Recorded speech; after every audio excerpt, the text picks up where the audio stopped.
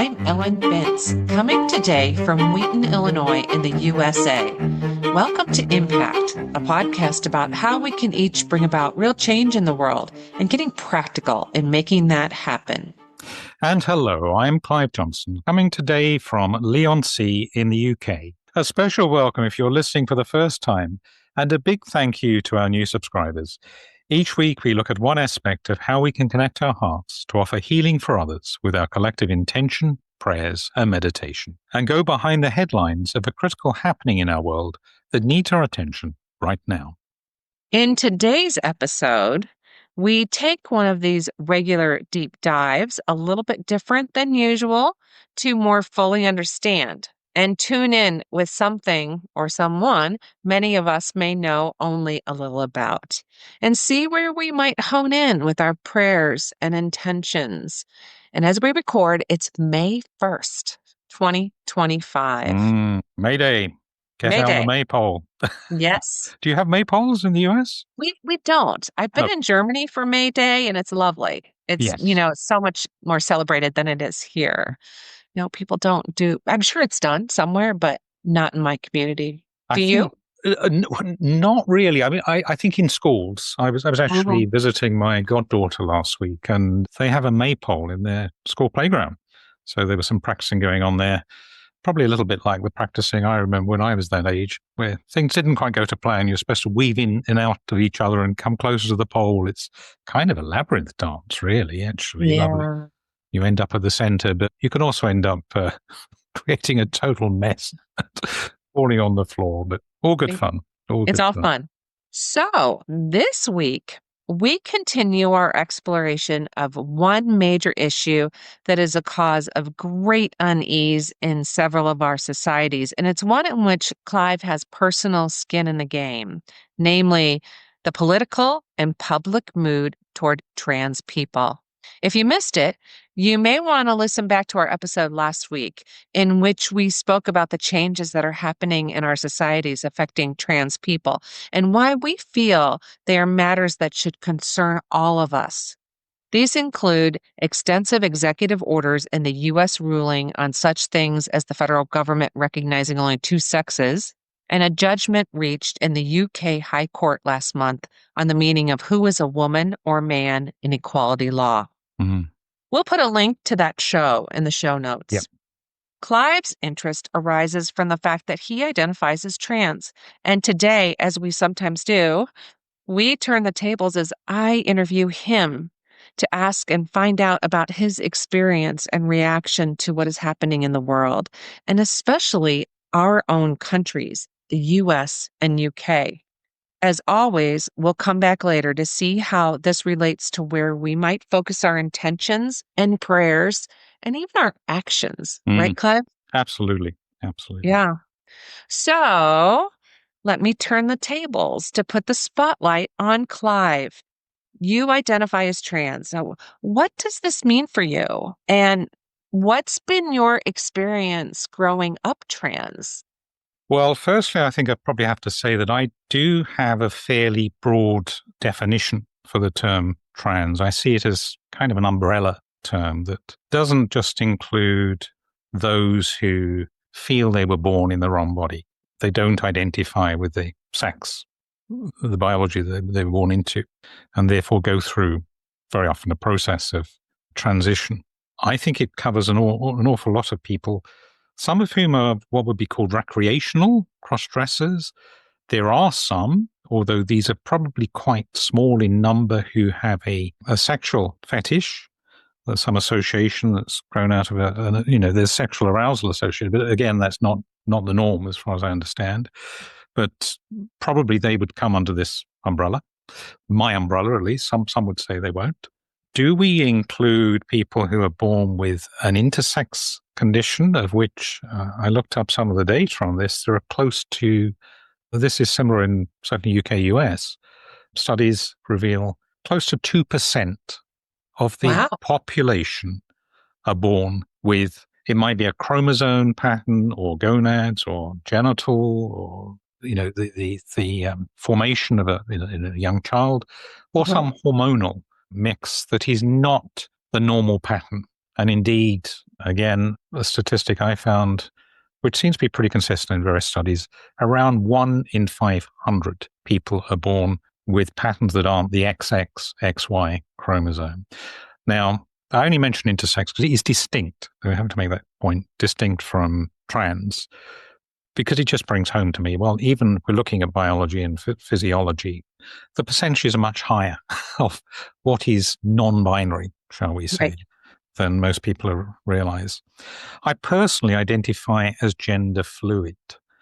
Is not an ideal term, and it is not ideal in one sense because I think it might give people the idea that it's almost like waking up every morning thinking, who shall I be today? Almost on a whim. It's a much stronger sense of feeling of really wanting to bring out and express something that's very deep within at particular times. And it doesn't go day to day necessarily. Sometimes it would go over a very long period. Sometimes it's brief times in the day. I will vary. But I don't think there's ever been a day when I've not had an experience of wanting to express both the female side and the male side of myself. And usually, of course, because I'm most of the time presenting in the male side, that is being suppressed, is not being given that opportunity. I also suffer from body dysphoria, and I think there are links between these different things, which is, again, for me, this unusually is, or quite unusually, I would say, is fluid.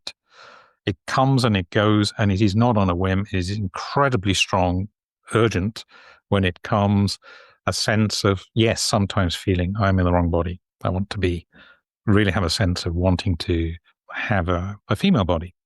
Is there something that triggers that feeling? No, not normally. Interesting. Exactly. Now, I would say apart from this, and I won't go into too much detail here because we can put a link in the show notes for folks that, and I'd love you to, people out there to have a look at this and see what they make of it. I really quite recently, after many years now of searching and inquiring, and of course going online where there's many forums and help sources and so on available, and you can usually pretty easily these days connect with people in any minority group, of course. I have never found anyone who I would describe or seems to have the same sense of sexuality, which actually goes beyond just my trans nature here. It's bringing in, for me, the spiritual element. It's bringing in orientation being different to gender, of course, and quite a wide variety of other things. And I put together, it ended up as an infograph in which I identified not just one gender spectrum, but four, actually, I think it was. And whether they're spectrums or not anyway is debatable, because what happened in the middle is a bit of a question mark. Is it quite a sharp divide? Is it a smooth slide between two ends? And what happens at either end is a personal, how you measure this is going to be a personal thing. Certainly some things that are binary, what was our sex assigned at birth, for example, that is clear. But an awful lot of things that don't necessarily even get thought about by most people who grow up as binary because they never have to. They don't question, they don't have any sense of dysphoria. So, for example, one that really fascinates me is the subject of what's called subconscious sex, that we have a bit like an archetype. There is an imprint in the human form that tells us which way to be. I actually only yesterday was on a lecture online with someone I really regard. He's a spiritual teacher and has spent a lot of time in an ashram under the tutelage of Bede Griffiths, who was a well-known teacher who kind of straddles Christianity and Eastern traditions. The ashram was in southern India, I think. Rupa Sheldrake, who has a theory of morphic resonance and fascinates me. And the sort of thing we do with physics, he is doing in biology. Let's sort of getting beyond what is proven can be proved in a laboratory and more theoretical and philosophical areas. The idea that we can, all species in this theory tap into a consciousness beyond. So I think even things like that feature in this little map I try to put together of probably about 40 different criteria that you might try to question for yourself to identify your sexuality. And I'm sure I haven't covered everything. So when I went through that and tried my own, I say, absolutely, I am not like anybody else. It's the nature of being trans. One trans person's experience is going to be different to another. And there are lots and lots of varieties under this umbrella. I haven't told you this before we started recording. We usually have a little chat, don't we? Yes. One of the great beauties of all this is that I probably have been learning more about myself, discovering more, and deepening with my spirituality and appreciating the overlap between my trans nature and spirituality in the last year, I would say, than in the rest of my life. And sometimes now there are insights that come out. I had last night, I'd heard this wonderful lecture. I had my vigil I hosted last week, which was a beautiful shared space, being in this unified field and community. And I knew we were going to be talking about this today, which I felt was important and somewhat uncomfortable for me, but very important. I had a mystical experience, which I do sometimes. And again, describing something as mystical to someone that's not had one is a bit like trying to describe what it's like to be trans to someone that thinks everyone, it's all made up. And if you God's plan is binary, this or that, and you've got some disorder if you don't think that. There's something wrong with your programming. But a mystical experience, so when you get suddenly real clarity and insight and a real wonderful, uplifting, overwhelming sense of what's going on, this was around where I am in terms of my sexuality. And I had this sense of the yin-yang circle, the black and the white, swirling together in a dance, and somewhere in the middle, they meet. And within each, there are contained the other. So if you're looking at psychological terms, you might start talking about the anima and the animus. And I, by the way, believe I can, by seeing an image of myself as female, this is where it gets weird.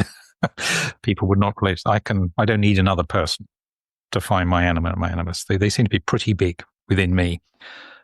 And I had this sense of this yin-yang, if you like, the swirling. I'm only describing terms I can try and put across because it's a felt experience and beyond this, rotating very, very quickly. And so the colors start to merge and there's still a sense of some difference in there, but there's a sense of everything coming together as one. And overlaid with this was the idea of what I understand is the isogenic human being, the prototype. So in the Christian and Jewish story, this is Adam Kadmon before the split, before there was duality. Of course, there would have been no sense of gender. I can't imagine he was going around, if you call him he, saying, I can't get a woman. That was not that was not this original cosmic situation. So I had an image of that, but a very deep sense of this is wonderful. You are kind of so integrated with your masculine and your feminine. And this was kind of like a divine, I would describe it, kind of divine telling from within. There's certainly nothing sinful about this way of being. You do not have to be in the binary and experiencing mystical union in a partnership, traditionally between a man and a woman, although that obviously can be very beautiful and, that's where people complement their souls and so on as well. But I seem to have, at times, this ability to integrate within myself. And isn't I find that what Eastern cultures call like the Enlightenment? Yes. And this is what the enlightened reach, the androgyny. I'm not sure. I don't think androgyny is the right word, but no, it transcends. And I think if you're someone that believes you're on a soul journey, as I do, and part of the soul journey is going to be testing, so that maybe the body you're born into is uncomfortable, or there's certain situations you face that are kind of part of the design to test you and enable your soul to learn and move and on and so on. If you believe that ultimately we should be set on the course of integration, and for this dance not to be one of opposition, as it so often has been, of course, through history. The other great insight I had last, which is not the first time, but this was so clear to me, was I am not in a box. I am not someone that is in any way defined by being in a box. And I increasingly, the more I inquire into this whole area, the more I inquire into it, I believe that we are all forced into boxes.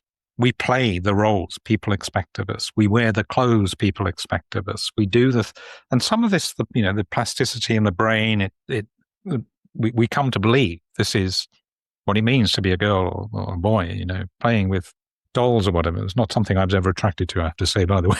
I prefer trains and bikes, but there we go. Pink was a very popular color for boys, dressing boys in the Victorian time. High-heeled shoes were favored by men in the French court before the French Revolution because they modeled the cavalry. You wear heeled shoes on a horse in the military.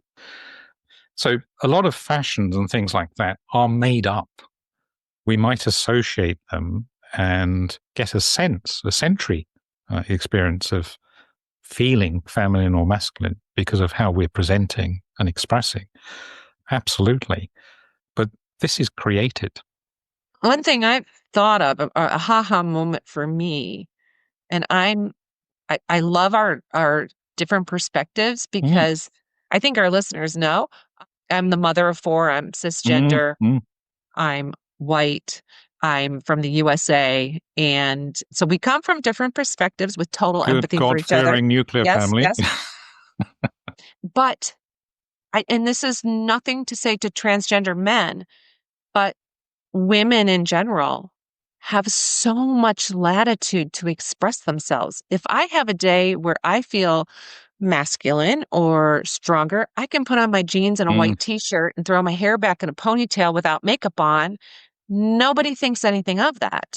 Yeah. I can express myself. I could even wear a suit if I want, and nobody thinks anything of that.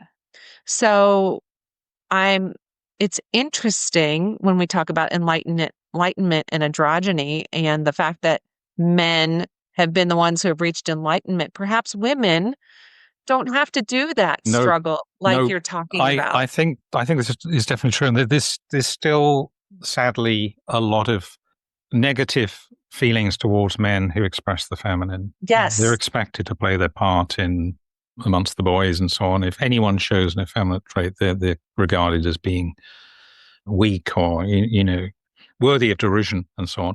And I think for me, I wasn't effeminate. I didn't have effeminate traits, so I didn't get bullied at school. I actually had quite a good schooling experience as it happened. It was an all-male school. And of course, I went through that thinking, what would it be like the girls' school was right the other side of the big wall. But generally speaking, that was not a bad period in my life. Neither was my childhood, even though I was aware of. You were aware. At what age did aware. you become aware? I think it was I don't know exactly. My memory is not very good of early age, but I certainly around 5, 6 was aware of. Really? I saw girls on the climbing frames and think, oh, I wish I had an agile body like that. And how nice it must be to have long flowing hair. That was a created thing. Yeah, that age I was aware. And that was well before puberty, which again, I think, where people say, well, this is a sexual thing. It's about sexual arousal or fetish. No, it isn't generally. Absolutely not. It's real, felt, core stuff. Where the problem came for me was I suppressed. Well, there was 2 things. One was my later, as I'm going through my late teens and early adulthood, it was my faith. I was in evangelical church at that time, and I believed every word of Paul, literally. And so, this was an appalling sin, a demon to be exorcised. And I used to sit at the back of churches where the lovely worship going, music and spirit flow and so on, but there could be this foreboding voice at the front. There's somebody here who's got something they're not revealing, and you think, oh, they're talking about me again, aren't they? And this great discomfort. I mean, actually, no Ministers like language to talk about this then when we were little? Because no. we're But close to the same age, but yeah. this was the hellish period. I suppressed everything. I just did not want to let there be a hint of this because I feared rejection and ridicule and all the rest of it. And I just wanted to conform and be accepted. And that was my way right through my working life as well. You know, when I was out doing the 9 to 5, well, never 9 to 5, but out there in the world, that was the case as well. Suppress this. I was fortunate in my working through most of my working life, as it happens. The most employers, I was in IT and management consultancy, tended to attract fairly enlightened people and be fairly ethical companies. But you'd still occasionally get some homophobia, which got wrapped up with transphobia in so-called humor, sometimes wrapped up with misogyny as well. Right. There was one company that was very macho culture and awful in that sense. So that was very, very uncomfortable being there. But I was not alone. You know, certainly a woman in that company would have been as well. But I was lucky through most of my career, my schooling, my education. The tough time was university, because that was the time when I felt this should start to come out. And I broached it with a couple of people I thought were friends initially, and they were very unsympathetic, and they said, get a life, basically. Wow.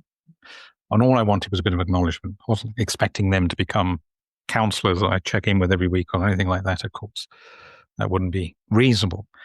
The doctor, and again, this was unusual in my experience, that most of the medical folk who have been on my journey have been wonderful and supportive and would never take this position. But the doctor who was assigned to the college was terrible. I had real depression, serious depression.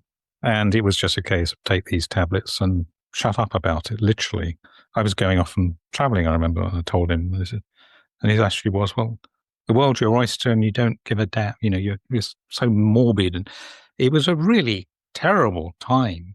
And back in the early 80s, you just did not know who to turn to. The internet wasn't there, of course. And whilst I think in London where I was, I think the Beaumont Clinic had opened gender identity. But it was hard to find, and I didn't have any help.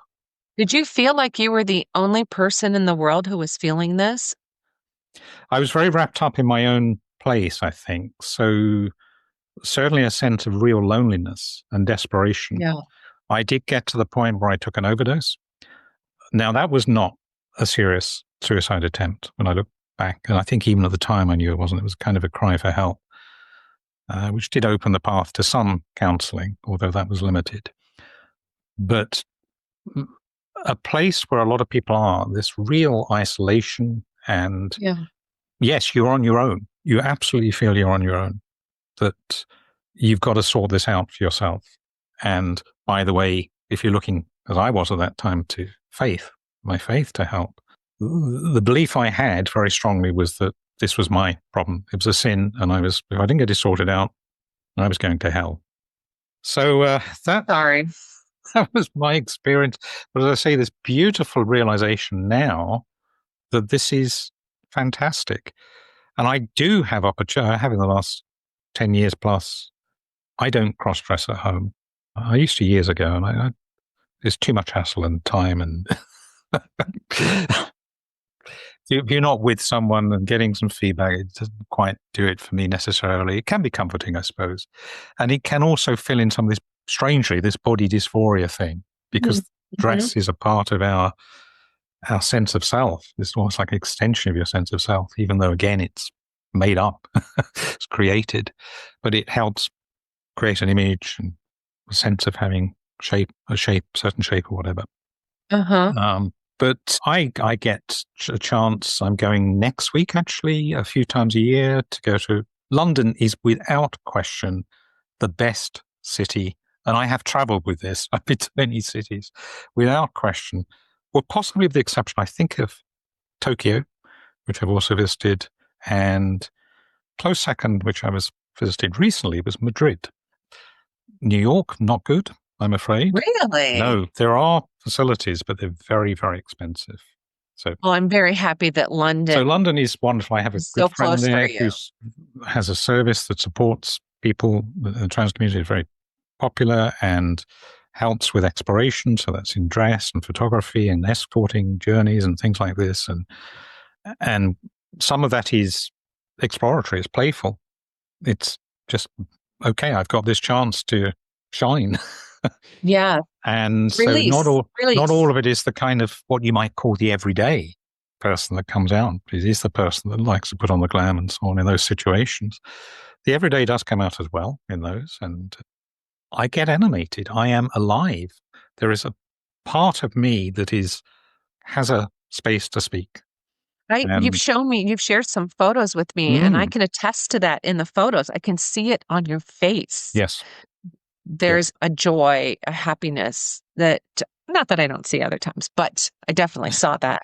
It's an inner feeling. It really is that this part of you is coming out and having this expression, and also acknowledgement, which is important. So pronouns, again, people who don't understand this might be critical of people want to call themselves what they want, but for me, they speak to the soul. They're actually addressing and really acknowledging you. And it's one I of the love reasons that. They speak to the soul. they do. I think that's an important line that we should share, like that's important. It speaks to the soul. Yep. And I think, as we mentioned in the last episode around the UK High Court ruling, that's clearly really caused such a problem with people who are trans, because it denies that acknowledgement. So I'm curious, when you are able to dress female and experience that female, and then you have to come back to this male, do you feel like, oh no, I've got to be a man, or it's like, okay, I'm ready to go back, or what are the feelings? It's usually the first of those. The first of those. Yeah. Kind of packing. The name I usually identify with, is Anja. She's got to hide away for a while, and I'll go back to be my boring male self, which some of the time, and a lot of the time, I'm not. As I say, I'm fluid. I'm not constantly stressing about, and don't take a lot of time thinking about how I'm presenting and so on. But yeah, when she gets put back in the cupboard, as it were, I do have a YouTube channel, which is an outlet, very important outlet online for expression, and also for my own blogging. So it's where I have been developing my own thoughts and exploration around all sorts of things, really. What is masculine and feminine? What are these phenomena? Looking at this idea of subconscious sex. How does this fit in with my faith? And also trying to provide pointers to others who find this channel, either trans people themselves or particularly the loved ones, family, significant others, who are trying to understand something about it. Maybe there's some pointers there. I'm also active in a trans forum, very, very sensitive and good, and very, very good. Well, I'm actually an administrator now on the site, Cross Stream Life. So there's lots of resources there now, which just weren't available in the past. So I do have ongoing outlets for expression. Being on YouTube is, I get good feedback, and of course you get, goes with the territory, you get some who don't always give you the nicest feedback.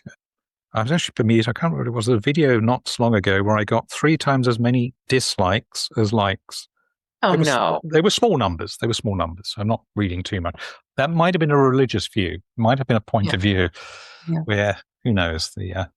I'm curious to know, what's your favorite thing about being female? Like when you become Anja, what is the about that? Well, I think something you pointed to earlier, there's a freedom. As much as it's really incredible actually how my spiritual journey and inquiry can be informed or helped by my gender journey. Things like duality, the power of eros, coming into a sense of transcendence and oneness, the masculine and the feminine coming together. All of these things, and a lot more, are kind of spiritual things as well as about my gender. But it's freedom. It's freedom of expression. It's You know, kind from of a woman who is the only, feminine, if we yeah, take the traditional labels, which I don't like, are for masculine, which is very directive, goal-oriented, focused, all those sorts of things, and feminine, which is the container within which there is scope for creativity and fluency. That's what I do experience, is a sense of flow, play, creativity. And actually you can, in our culture, obviously wasn't a problem for men many years ago, and still isn't in some cultures, but where women wear a flowing skirt, for example. That's got a sense of openness, flow about it, freedom. And I think that's the main thing. It also says something about my personality, which, again, this is a label, but it's about the prerogative in how you are socially accepted within our culture to be gentle, to be a gentle soul, to be able to female. express emotions. And I don't, again, see that as being intrinsically about male or female. It's just the world we live in. There is more of a license to express that side.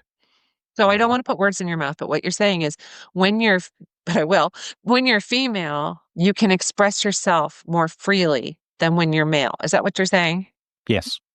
Ah. But I'm Mhm. also conscious that were I female constantly, I'm also, I do go out and I get a sense of sometimes vulnerability. I've been chatted up, would you believe? Which was very pleasant, actually. But I guess if that's happening all the time when you don't want it and you're being stared at, you do get a little bit of a glimpse of how it is to be on the other side, which would not necessarily be that comfortable. So I do get a bit of a glimpse of that as well, which I think is one of the other beauties of this, when you do experience both in a sense. Absolutely. Yeah, and for example, when I was younger, I had thought nothing really about traveling to some pretty dangerous parts of the world alone as a guy, which I don't think I would ever have done alone as a girl. So there are, and of course I'm aware of the prejudices and real inequality, the glass ceilings that go on in workplaces and elsewhere. So yeah, I do understand all that. But in terms of expression, in the country I'm in, despite last week's ruling and where we seem to be heading, it's still a pretty free country generally. Mm-hmm. Fascinating. Yeah. And it's fascinating for me to hear this as someone who's just been a woman my whole life. And I love being a woman and giving birth and, all that. So I think it's so helpful to hear all this. Thank Yeah. you I mean, that thing for about biology sharing. as well is again, it's one of No, the it's things that not. it's something that there are people under this trans umbrella who have a sense of dysphoria about their biology. So monthly cycles, desiring, Mhm. brooding, which people find bizarre. How on earth can someone have this sense when they have not had the physical experience? I don't know. I don't have those myself, but they're there. And maybe again, it's tapping into universal field of consciousness or past lives or who knows, Right. archetypes. It doesn't necessarily have to be the physical experience that is bringing that on, or lack of it. And of Yeah, course, it's people who just interesting. start to take hormones will start to get different things happening in their bodies. Yeah. Yeah. Um, Culture, science, there's a whole, it's just, there's a myriad of factors to consider here. It seems like after hearing you talk. And I yeah, feel like in the next few years, science is going to make so many discoveries about all of this and understand it a little bit more. But in the meantime, all of us can understand it a little bit more mm, mm, by listening to people who come out to tell us, like you. yeah. And So I think that it's important. openness and admission is important, It is. and recognizing that even in terms of physicality, many men, for example, statistics are around as many as 70% of men experience what's called, this isn't a trans condition, by the way, it's something called gynecomastia, which is is breast tissue, enlarged breasts, at some point in their lives. Up to 70%, that's what the medics say. But of course, that isn't admitted to. They don't go to doctors.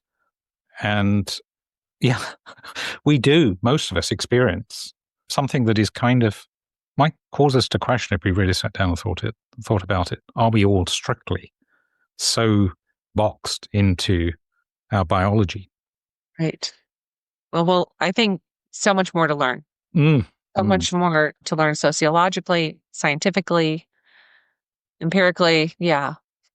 I think, yeah, we'll learn more. We And will. hopefully those of us who are friends, relatives, acquaintances of people who are experiencing this can be more empathic. Well, I'm grateful to you in that regard. It's something we've discussed before and I've shared on. And you've certainly been very receptive, and you really do try to understand, I think. And as I say, that is hard for a lot of people who do not suffer this. They don't think about things. But aren't there things like subconscious sex? What on earth does that mean? What is dysphoria about? You just don't have to go there. We talked a little bit about this yesterday after we filmed the last episode. Is I have a friend who has a transgender daughter, and she has allowed us to ask her any question. And there's so much out there that we don't know as, I'm just going to talk as a cisgender person. And it was such a gift to be able to ask her the dumbest question about what the experience was for her as a parent, what the experience was for her daughter. What does this mean? What letter in LGBTQ? What does that mean? Yes. You know, the basics that I think a lot of the misunderstanding is from ignorance and being afraid to ask the questions and trying to ask the questions in a way that's non-judgmental, inquisitive with, to understand with, it's just kind of a tough road sometimes for us. And it's very often having a very narrow view. You've got a fixed view and not wanting, it's not your big thing. So why? And therefore a parent or, a supporter for a trans person is going on quite a journey as well. And they will have similar issues very often about their own response to it initially, perhaps. And how do they then come to a point of helping? Hopefully. I mean, there are sadly many situations where that doesn't happen. Families break down and so on. And yeah, I've really felt in my own YouTube channel, really trying to do what I can to help fill in some of the gaps maybe, or suggest some things that might help those on that inquiry. Applaud you and your openness and your answering my questions, as you alluded to, we've done in the past. And my friend who has a transgender, I don't know how many times I've repeated that information that I've learned to other people, talking about the circles, the ripples of this information being shared goes way out beyond you sharing it. So thank you. Thank you. I think for me, this is the realization I've come to very recently, and I blame global healing response for this. It's blame. No. Authenticity. When you raised the topic of authenticity, you mentioned this last year was emerging, and I went away, and it's a question I guess I've thought about from time to time. How authentic am I being? How true to my own core values and so on? And I sat down and I reflected on this. I wrote an essay to myself. I don't know if I shared that with you, actually. I think you did. I might have done. But it was kind of my way of trying to clarify what this meant. And what was interesting for me that came out of that was the point around activism and what activism means. And I've tended with my trans self not to be very open. I don't go around wearing it on my sleeve and trying to find every situation to bring it into conversation. If it comes up, which it very rarely will do in most things I'm doing or conversation, then and it feels right at the time, then I will not hide it. We'll speak about it. There are one or two people for various reasons who I think would be very negative, or there are some of the older generation who perhaps get confused in their relationship with me and so on. I think it's just not worth going there. But I don't have a problem about if you have a YouTube channel like mine, you can't, because someone can always stumble upon it who knows you, in being open. But I haven't made much of an effort, apart from the odd Facebook post, to say this is me, this is my interest, and high court ruling is definitely of interest.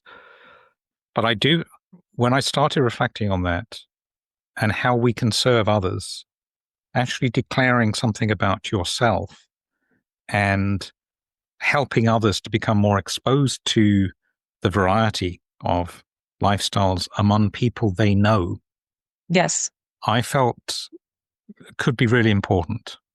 So it's a kind of activism. I am trying to engage in other things and connecting with my local city council about the faith and belief group I'm in, the faith leaders locally, around possibly talking on this topic. And the letter I wrote to my MP on the back of Member of Parliament on the back of the trans ruling was an appeal for compassion, really. But at the same time, if you know people locally who might value input from a trans person's view on speaking in a group or whatever, then let me know. Probably nothing will come of that. But my kind of activism is less on the streets. There's a place for that, and showing numbers and having visibility and keeping things in the public eye. Although last week, what was it? There were marches recently. I didn't like the association that they would have been with the hooligans that get on these things, defacing statues and things as well. Right. And some of the campaign messages as well. You've got to know what your message, what you're marching for. But absolutely, there's definitely a need to keep this alive. But that's not so much my activism. It is more kind of one-to-one, small groups, the YouTube channel, offering some ministry for people who want to come out, all those sort of things. But I do have, this really came through on this sense of authenticity. It is about not hiding this so much, looking for opportunity, which is why I'm so grateful for today, that we are doing this. It's very possible that some folk out there that know me well, including many of our listeners actually, will not know about this side of me. And that's simply because that chance doesn't come up very often. Well, I know that you are beloved in the Labyrinth community and held with very high esteem. And I think as we talked about the ripple effect, that it will be helpful to people to know you, to know your authentic self. And I bet people will reach out to you, is my hunch. I hope so. I mean, that's my invitation. And it is ministry. Yes. For people that are struggling with this who can't afford it, I've said, well, if I can, my time is free. If I'm able to. You're so generous. And, that's not the issue. That's what ministry is about, of course. Hopefully you do make something to keep yourself going, but you trust the divine on that. Be well. Be well. Be well. That's all will be key. well. That's the key. And for you to experience that being your authentic self and the world didn't fall apart. No. And if there is a little bit of acknowledgement, which can be just a nice comment. Yep. Yeah, just a simple word. You look nice, something like that, or nice to meet you, kind of thing. That really lifts the soul, I have to say. It's quite. Doesn't take a lot of effort. Doesn't need to become the center of ongoing relationships or anything like that. It's probably not going to be. It's going to be very much in the background most of the time. But I love that. It's all good. It's all good. Yes. So on to my next question. How did you react to the UK High Court's ruling last month? And so how are you going to be affected by this on trans inclusiveness or otherwise that we're seeing in both the UK and the US? And probably other countries too, but we know this. We are, although I read an article this morning about the Canadian election, which just happened at the time of this recording, and we don't usually do politics. We try to stay above it, even though we have our own very strong views. But I have to say I was very pleased that Mark Carney was elected. Yes. I think he's going to play a big role on the international stage. But the Liberal Party in Canada is supportive, continues to be supportive, it seems, of LGBT rights, whereas the Conservative right was going down the road that we've seen with the Conservatives and further right Reform Party in the UK, and of course, the current administration in the US. So there are places in the world where there's sometimes some good news coming out as Yeah. well, if you're Yeah. in our community. Now, of course, white people vote in Canada for all sorts of different reasons, but that was a good secondary outcome, if you like. Right. I am not personally immediately directly affected by the High Court ruling. It referred to people who had achieved the gender recognition certificate. We spoke about what an intense process there is to go through, 2 years living as your adopted sex, amongst other things, to achieve that. Although when I've been out as Anja, I try to, usually I'm in places where I can get to a gender neutral toilet, and I'm not out for very long, and I try and take precautions. I've always been sensitive to the women's spaces thing, and because I still have a male gait, and I'm not gone through transition, I realised that would be uncomfortable. I've not had to face the situation that a lot of trans people are facing every day now, and being excluded from gym changing rooms. And the latest this morning was the Football Association in England and Wales is banning trans women from the sports thing. Is a different one we could talk about, this professional sport. Yeah, that's a difficult one. That is a difficult one. But there are, there's a lot of real practical implications immediately, quite apart from this being cancelled, your identity feeling cancelled, that full time, let's say, trans people are experiencing. I'm much more worried about the subtler. Personally, I obviously care about those people in that situation. I wish that wasn't so, and will for a time when the legislation will get properly sorted out, because it's a real mess in many countries, I think, but certainly the one I know most is the UK. My main concern is actually among even friends of mine. This has come up in the last couple of weeks. I was last week visiting someone, and they have a copy of a magazine called The Spectator, which is a fairly mainstream, slightly right-wing paper in this country, Daily Telegraph, another one. I wasn't surprised reading the editorial and so on. It was kind of not very supportive, let's say, of trans people. And haven't we heard enough of this issue? Let's get back to the important stuff. And I think a lot of people who don't really have skin with this issue will be persuaded by that kind of argument, kind of subtly. They'll just read that article, on to the next one, but that will be their opinion. And we are in danger, I really believe, of sleepwalking into a situation in which we are moving away from the ideals of a compassionate, beloved society. Martin Luther King Jr. Yes. Which he always How said about the Christ? Yeah. Which he always said was achievable if there's a bit of a movement, if there's a bit of a will. It's going to involve a little bit of change for some people in terms of their politics and what they might have to pay in tax and so on, but it's possible. It's absolutely possible to move towards that.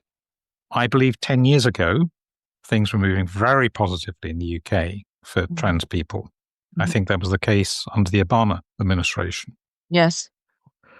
You can vouch for that. Yeah. And we are on a reverse trend, but for a lot of people, it's not just on this issue, but on a lot of other issues around how we treat the other. The big one in the UK has been around asylum seekers, migrants, but other, let's say, minorities, people that are not seen as being part of this nuclear family and not seen as British or whatever. We are on a real slippery slope. Yes. And that is what grieves me, because I heard even last week, journalists, people, radio presenters and so on. I normally listen to them. They're liberal people who are very open-minded, usually get their handle on the facts, and I just happen to agree with them, who were taking this kind of view. And too much time has been spent talking about this. Let's get on with the important things. And I find that depressing.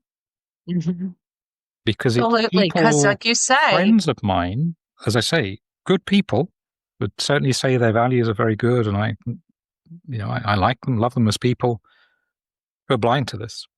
And I think that is when you do get enough people who are persuaded by populist politics, who buy in, who politicize this, you can quickly end up with the political wind changing. As we mentioned last episode, that's been the trend in the YouGov, the UK polling around attitudes towards trans people, it's going in the wrong direction from my point of view.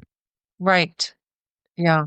Is there, in the United States, we said in the last episode, there are 850 pieces of legislation being proposed that are anti-trans.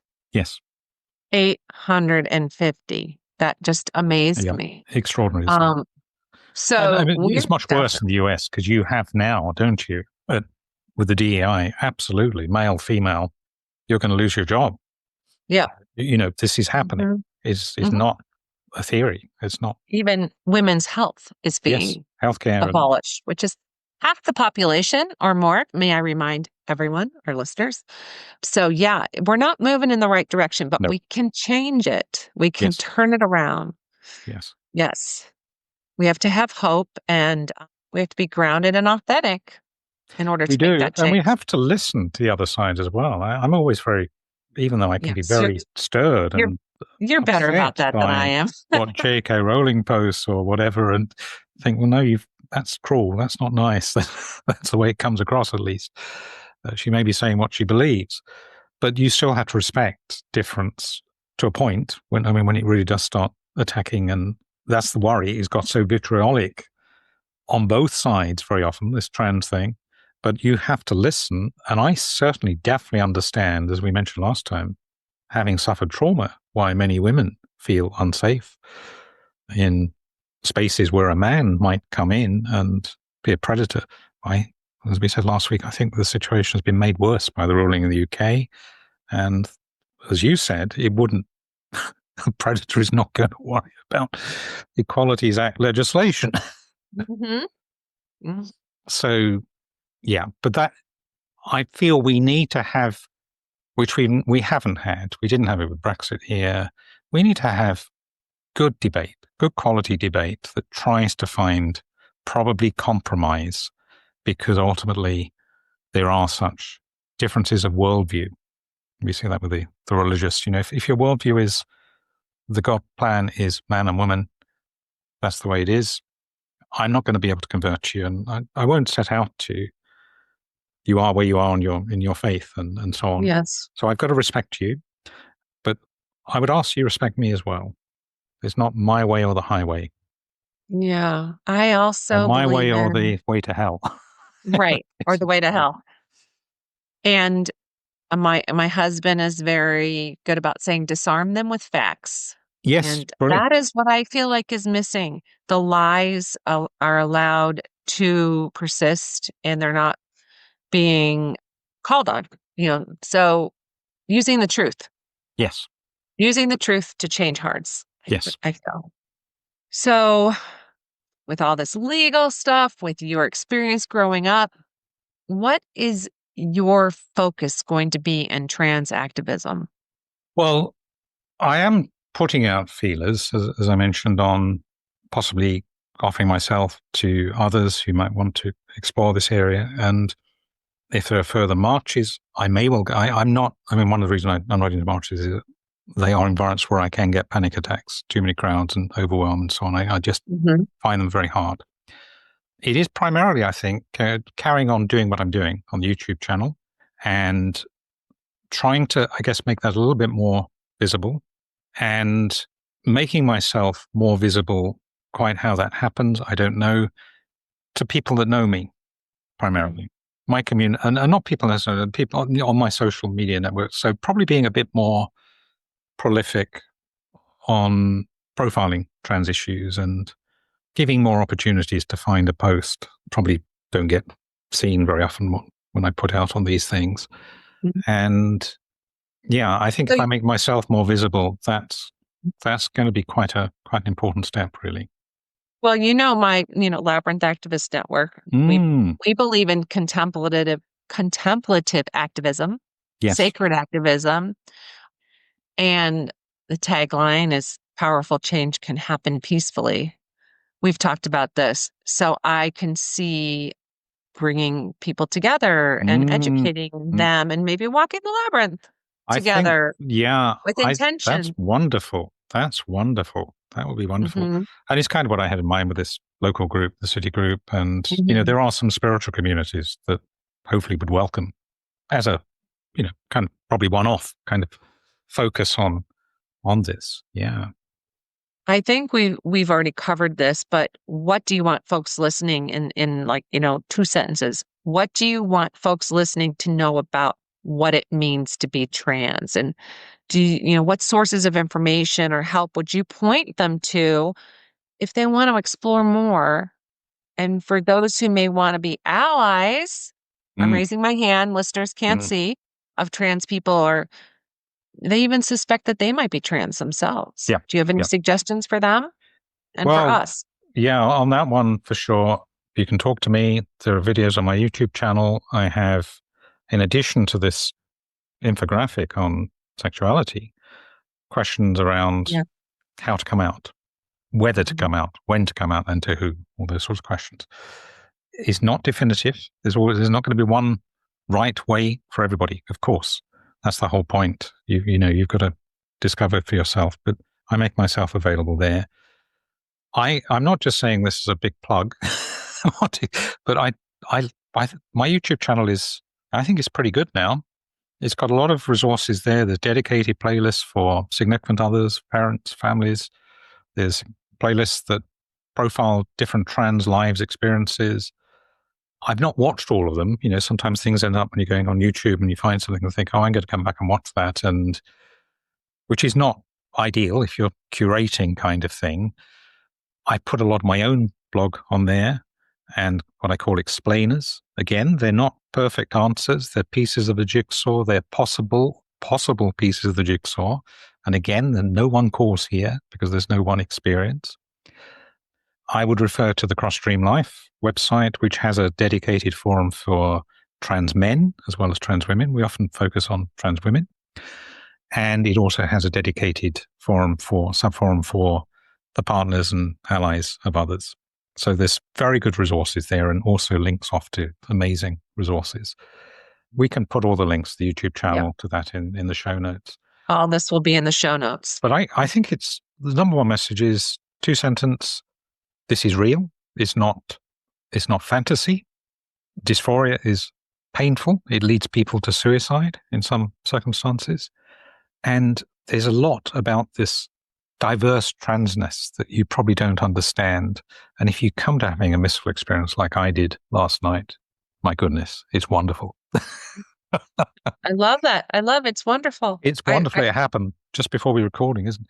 The great irony for me about being creative, about what's made up and what isn't, and about authenticity, of course, is that a lot of the time as Clive, I'm not authentic. I'm acting. I'm playing a game. I'm not being who I want to be, expressing myself how I want to be. When I express myself as Anja, because I don't necessarily look quite as female as some people think I'm going to take the second look, as it were, or even roll their eyes or whatever, I can be fingered. I mean, this does happen sometimes, not often, as a fantasist or not being real in that person. The reality is a great irony, isn't it? Yes. That Yeah. what others say is made up feels real for me, and vice versa, almost. Well, I've seen pictures of Anja and she's very attractive. So thank you. I don't know. And actually, I'm when I not go out, someone who wears in a lot of London, makeup and stuff. I was out in Madrid, as you know, a couple of weeks ago, and there was only one when we went for a lunch, and I was being escorted and wandering around the centre of Madrid. I think there was only one person that rolled their eyes, and paid attention. There may be more I didn't notice, but everyone is doing their thing. You blend into the background. Hey, but this makes you feel better. I was once in what's that when the shows where the performers are men? I forget the name. Drag thing. I was at a drag show and Yeah. I'm 5'8". I have size 10 feet and I've been an athlete all my life. It dawned on me that people were looking at me thinking I was trans. Wow. Well, yeah, it's What happened to it's you? an interesting world sometimes, isn't it? Yes. Just a bit of levity in all of this in an admission. So Clive, what's your big cry or hope coming out of all of this for our listeners? And what might we suggest as our main focus for this week?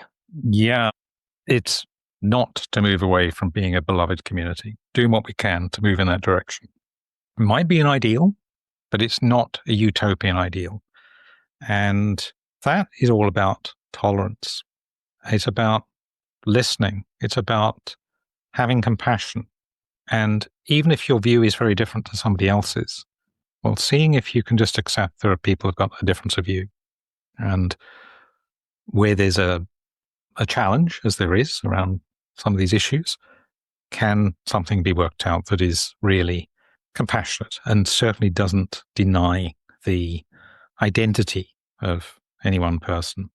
So that's my big hope. And it's particularly the case in the UK and the US. As I say, I think that some other countries possibly are not in the same place we're at.